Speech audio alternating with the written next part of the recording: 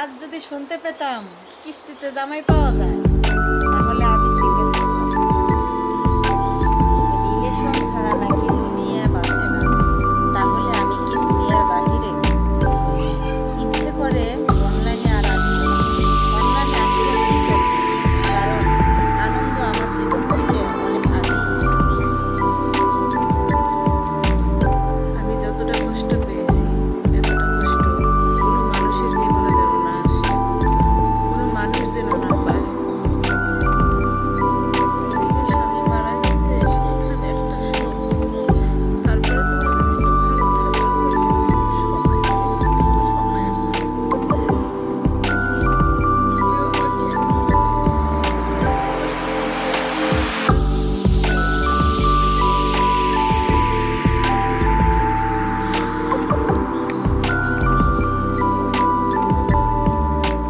তোমার কাছে বেশি কিছু চাওয়ার ছিল না, শুধু সময় চেয়েছিলাম। তবুও কেন যেন যেখানে তোমার গুরুত্ব নেই সেখানে যাওয়া বন্ধ করে দাও, কারণ সেটা তোমার বাড়ি হোক বা কারো মন হোক।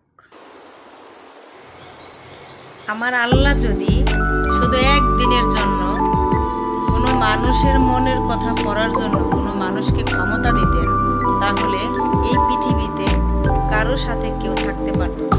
আমার মনে হয় এই পৃথিবীতে জন্মাতে চায় সবাই, কিন্তু মরতে চায় না কেউ। ভালোবাসা চায় সবাই, কিন্তু ভালো থাকতে চায় না কেউ। আমার এই বুকের ব্যথাটা কেউ বোঝে না। যদি কাউকে বলতে যায়, সবাই বলে গ্যাস্ট্রিক।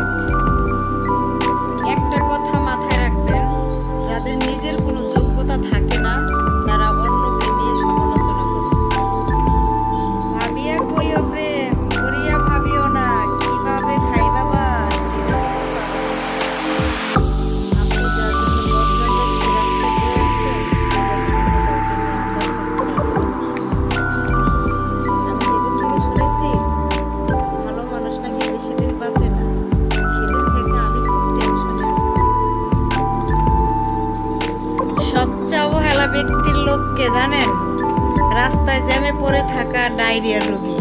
কারণ সে না পারে রাস্তায় হাঁটতে, না পারে হাসপাতালে যাইতে। মেয়েরা রিলেশনশিপ স্ট্যাটাস কখনো দেয় না কেন জানেন? কারণ তারা একটার জন্য 10টা হারাবে। আপনারা কি জানেন আলগা পিরিত কাকে বলে? জানো, ফোনটা রিসিভ করো না। তোমার নিঃশ্বাসের শব্দটা শুনতে আমার পরাণ যায়। তোমরা মেয়েদের পিছনে ছুটতে যেও না।